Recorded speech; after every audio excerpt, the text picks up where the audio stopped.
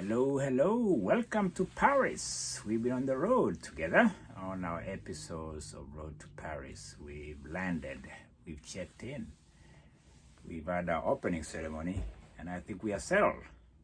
We are settled to see our athletes perform in these Great Olympics of 2024 in Ufaransa, Franco. Oh, welcome again. My name is Joel Chesumet. I'm happy to see you here. I'm happy to see you sit back, enjoy the Olympics for the next few weeks, about 4. The opening ceremony was incredible, and for those who watched, it was great. What happened outside the ceremony, let's leave that to CNN and everybody else. Let's focus on the Olympics, where the best gather, the world gathers, athletes gather, including Kenyans and the rest of the world. And so Kenyans are here. They are well represented. The trials were great, I believe.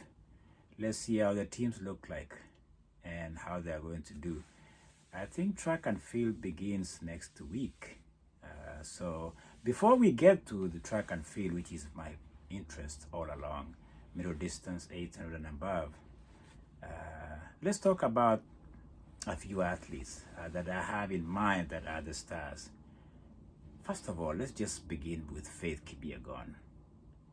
I think she's the only athlete coming into the Olympics with an incredible resume. She's coming with 2 gold medals in the 1500, and she's here to defend a gold medal. She's here for what some people call three-peat. Is a strange term, but she's here to do that. Is she going to do that? Is she vulnerable? Is she capable? Does she has what it takes to do that? Remember these Olympics, we've had people doing this. We have Usain Bolt, the legend, who did that. We have Jackie Joyner Kersee, who did that. So we are talking of Hall of Famers. Faith Kipyegon is no pushover. Faith Kipyegon is no ordinary. I think the world is set to see this. And so she comes in this year under race. She hasn't been running, she hasn't been racing, she hasn't been getting those under the belt stuff, so to speak, as a runner or as an athlete. I think she had a setback early this year with some injuries, and she didn't do much on big stage, the Diamond League, so to speak. And so we haven't seen her much, but when we last saw her, she broke her own world record in 1500. So don't be fooled. This woman is made out of stuff. She's here to surprise us, which is great, and that's what I'm talking about. So she breaks her world record in Paris in one of those what we call curtain raisers events that they had to put there. She runs 3:49 again, and smashes a few of the time clock stuff to break her whole world record. So she's no pushover. So let's start with that by saying that. In the trials in Kenya, she runs a 15 and she does a 3:53 time. I'll tell you this, running that in altitude is no easy stuff. I don't remember it was Eldoret or Nairobi. Either way, we are talking of altitude in Kenya. She does that. She looks incredible in shape, and she's just a bouncy woman with a lot of energy. So we are only seeing those few races, and to give us a little bit of an insight or a little bit of a glimpse into what she might do in these Olympics. But she wants to double. She wants to do the 1500 and the 5K. She's done 5K before. Remember last year, if you've been following, Shingsi broke the world record, and then it was broken by an Ethiopian. So she did the trials in 5K in Kenya, and I think she won it. Behind her was Beatrice Chebet, whom I'll talk slightly about. And so she wants to do the 15 and the 5K. So she set herself for high accomplishment here. And so one of the things I have to mention is that when the last time we saw her breaking the world record in 15, there was a little bit of a competition from Australia. There's a lady by the name of Hal. I think she gave a little scare. How she's gonna do in the Olympics, we don't know. But we know Faith Kipyegon.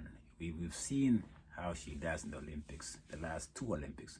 So she wants to defend her 15. So let's see how she does. I'm picking her to win gold, unless for something I don't know. So that's my pick number 1. But she'll have to do something with somebody by the name of Deribe Welteji. And that's another competition I'm looking to kind of give her that push. So while we've seen her do this, Olympics are very strange places to think you can anoint somebody before the event. But for me, no matter what I looked at, the Australian could be the competition. I think there's the Ethiopian I just mentioned. But I'll mention one thing that some people may know or may not know.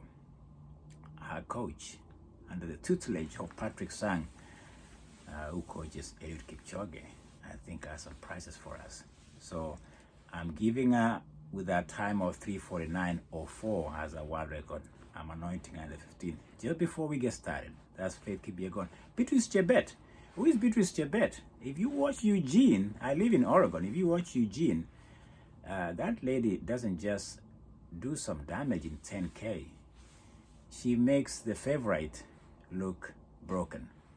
I think it's our friend too, who ends up coming second. But even the second place was under 30 minutes. Under 30 minutes for women is incredible. And so she runs 28:54 against her friend who was behind her in that event, second place, Gude Segei. Will that be the competition in Olympics? Maybe, maybe not, we don't know. But I have to tell you something that I saw that is very interesting. Historically, Ethiopians have been a menace. They've been a thorn on Kenyan side. So the top 6 places in this event of 10K is dominated by Ethiopians. So our work is cut out.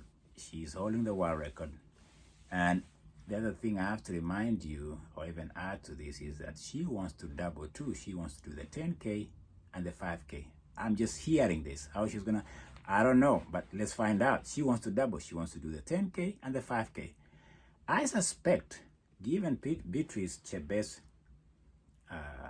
racing tactics, she's gonna medal. What medal? It's a hard pick, because Faith is in 5K. Beatrice Chebet is 5K. We got a mixture of Ethiopians in that event. She's gonna medal. I don't know. I don't have that magic. I don't have that word in with me today. I don't have that crystal ball. If I had one, I'll give you. But she's gonna medal. We got 3 medals. She's gonna get one of those. So I'm leaving her that. The fact that she's doubling gives me a little bit of hesitation to anoint her for 5K or 10K. Though I think right now she'll do way better in 10K than 5K. That's just me looking at it, kind of trying to be a little bit of a decider. If that is a word. A president one time used that word, decider. He got away with it. I'll get away with it. And there is another Kenyan lady in this event, in this mixture of a 10K, Lillian Kasait. She's done well. She's under 30. So maybe if things go well, if something happens in the mix, but you have to be in the final. I think there's rounds in the 10K. Is it? Or it's just final? I don't know. But anyway, Beatrice Chebet, she'll medal. I don't know what medal, but I give her better medal quality, if I may say quality. Bronze, silver, and gold in Olympics is incredible. But I'm giving a higher medal in 10K. Okay? Well, let me know what you think. Whoa. Hey, Mary Mora, 800 meters. You know, I get excited. I get anxiety. Some people laugh at that accent. Anxiety. Anyway, Mary Mora, I've watched her this year. She had an opener in Doha, Qatar Doha. She ran 157. She looks great. It was tactical, but that's how she is. She's a tactic savvy. That's one thing I like about her. You might think she's not there, then she shows up. She does 157. I think after that she came to US. She came to America. She did some event. She went and did a 400 in LA. and I think she ran under 50, or she ran 50 flat. And then she went to Eugene and ran into her arch rival, the Brit Kelly Ochescons. I can't even say Kelly. I'll tell you this: if you have never ran 800, your legs can be tricky when you've run 400 and then you want to do 8, even if it's a week between. You're coming from a 400 and you have those legs. So she goes out in Eugene in 55. I would have told her she wouldn't win it, but somebody else had to tell her. So she gets second. She ran a season best of 156. Kelly, UK, the Brit runs at 155. That tells me one thing: she has a foot speed to finish the race as she is, and she's tactically savvy. I'll give Mary Moran an edge in 800, but I'll tell you one thing right now: it's an open race. If it comes down to this idea of let's jog and find out who has a kick, it might be a menace. If you watch the U.S. trials, more thing doesn't even get to the bell. That is crash at the beginning. So I'm giving Mary Moran an edge on the field, given a tactical savviness that I watched in the World Championship when she had the same competition with her, and this time she doesn't have more thing, but she has Kelly. And I think there are other names that might show up in the Olympics. I think there's a South African that I watched her race in LA. She is something. So I'm not anointing her yet, but I'll be biased as a Kenyan and give her an edge, given her savviness and her tactic. She's very tactically tough, and I think she's mentally tough too. But Olympics is a strange game to be playing all those idea of waiting and seeing who's gonna have that finish. You have to be in the right place at the right time in the Olympics. Faith Kipyegon, I'm giving her gold in 1500. In 5K, she's gonna medal. In fact, can I say this right here, right now? She's gonna have gold in 15 and gold in 5K. That's Faith Kipyegon. That's how much I think she's grown as a woman in this big stage. Beatrice Chebet will get a medal. What kind? I give her a better medal in 10K. Mary Moran 800. Come on, girl. You got to show up. You got to show up smart. I'm giving you a medal. I'll give you gold for now. Let me see you through the rounds. If I change my mind, I'm allowed. Welcome to Paris. This is Joel Chessman. I'll see you in the field when we talk again in the next episode of predictions that I'm looking at. I have a few predictions to make in my next episode. We're in Paris. What are we doing? Look, things are happening. Have fun, my friend. Joel Chessman. Cheerios. Cheers.